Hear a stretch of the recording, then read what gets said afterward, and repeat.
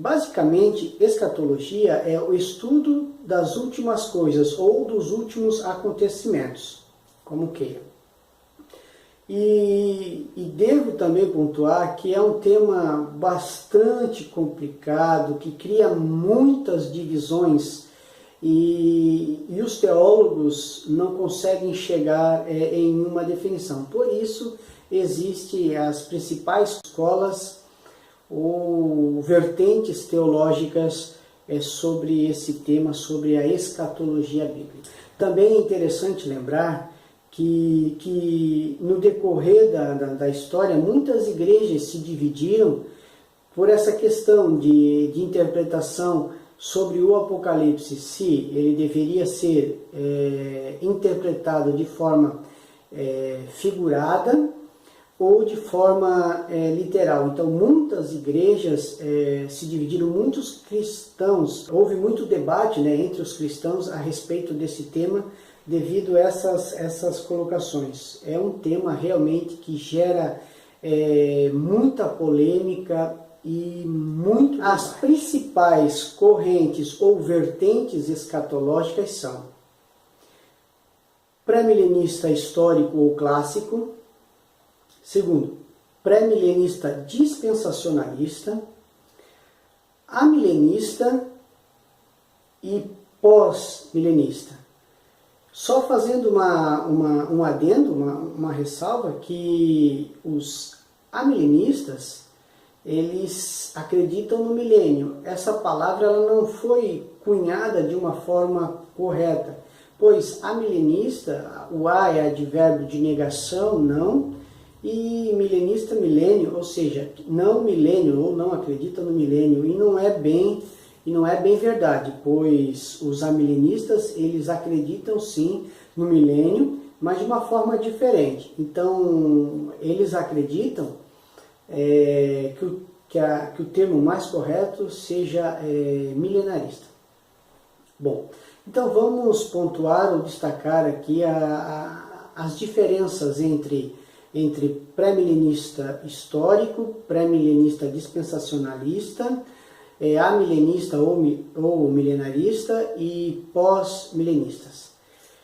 Bom, o pré-milenista histórico, ou conhecido como pré-milenista clássico, ele acredita no milênio literal, ou seja, que Jesus virá e implantará o seu governo num período de 1000 anos. Esses 1000 anos são literais, governo político, que estaremos sobre a égide do Senhor Jesus.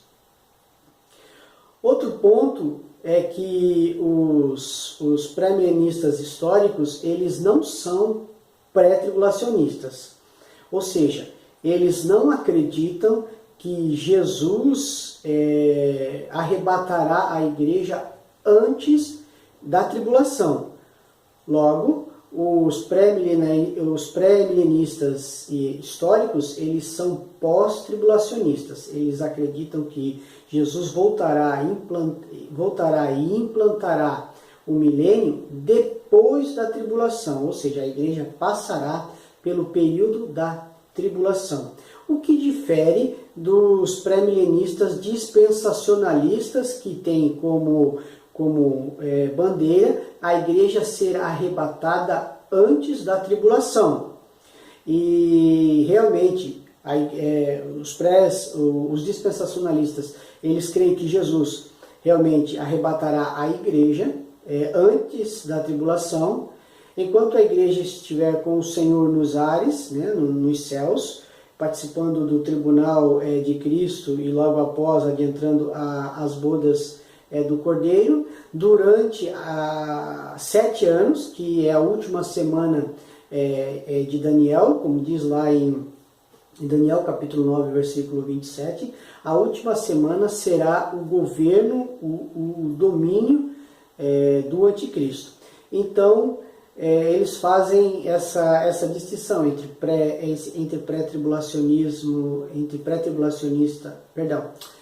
o pré-milenismo histórico e o pré-milenista dispensacionalista. E tem uma outra diferença também, que os pré-milenistas dispensacionalistas, eles fazem distinção entre Israel e a igreja.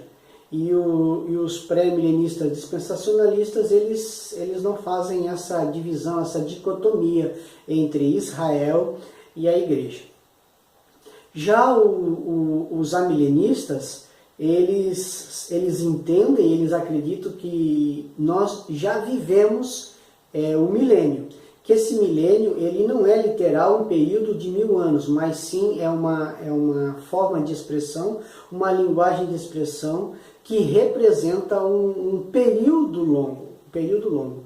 Então, na visão amilenista, eles entendem que o reino de Jesus, como diz as profecias escatológicas, já foi instaurado quando Jesus veio. Não estamos na plenitude, segundo eles, né? Mas Jesus já veio implantar na primeira vinda do Senhor Jesus. Então, ou seja, nós já estamos vivendo o milênio.